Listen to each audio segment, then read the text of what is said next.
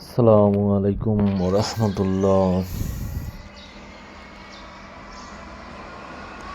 একটা বিষয়ে মানে আপনাদের সাথে শেয়ার করা দরকার, সেটা হচ্ছে যে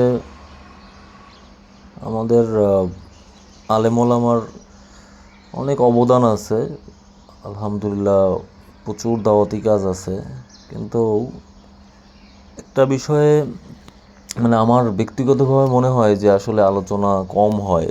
সেটা হলো যে শয়তানের আলোচনা।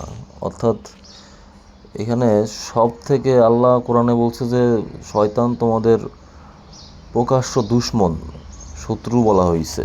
তো এখানে শত্রু যেহেতু বলা হয়েছে, এবং দেখেন যে শয়তান কিন্তু আমাদের সব থেকে বেশি ক্ষতি করে। তো যে সব থেকে বেশি ক্ষতি করতেছে তার বিষয়ে আলোচনা কম। এটা আসলে বিষয়টা কেমন আপনাদের থেকে একটু জানার ইচ্ছাও আছে, আমার একটু মতামত চাই আর কি।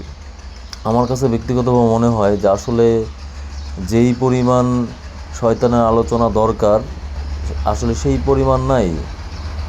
কারণ সে শয়তান চায়, এটা শয়তানের আমি চক্রান্ত মনে করি, যে সে চায় যে তাকে ভুলে থাকুক মানুষ।